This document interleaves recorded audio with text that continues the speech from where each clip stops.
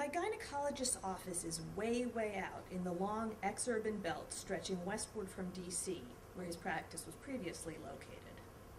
I'd long since meant to find a new gynecologist, but I was lazy and also bonded to him because he'd delivered both of my kids, and so I continued to make the long trek to his alienating boxy building, one of those addresses in 5 digits ending in the word highway, in the middle of a fast-developing nowhere.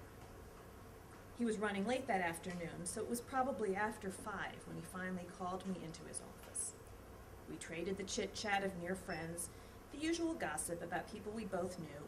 We talked about what gynecologist I should start seeing in the district.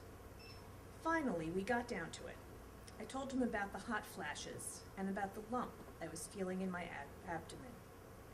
"Yep, you're in menopause," he said somewhat brusquely. "We can start giving you hormones. But first, let's check out that lump you say you're feeling." We went back into the examining room where he keeps his ultrasound equipment. He'd given me dozens of quick exams with it over my childbearing years. I hopped up on the table, and he slapped on some of the chili goo they apply to your belly to make the ultrasound mouse slide over your skin. And almost immediately, he stopped. "There," he said. "Yeah, there's something there." He looked at it a bit more, very briefly, then started snapping off his gloves. His face looked as neutral as he could possibly make it, which alarmed me instantly. "Just so you know," he said quickly, "it's probably fibroids. I'm not thinking cancer, but I am thinking surgery. So get dressed and come back onto my office and I'll explain."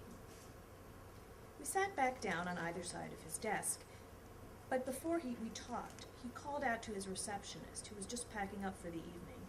"Before you go," he said, "I need you to book her an ultrasound and a CAT scan. Tomorrow, if possible." I told Pat he was scaring me. What was all this speed about if he wasn't thinking cancer?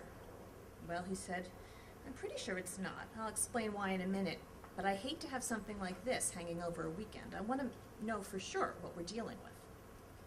He went on to explain that he'd seen what looked like a fairly large growth on my ovary, but that it didn't look like ovarian cancer. Its consistency was different. Here, he drew me a picture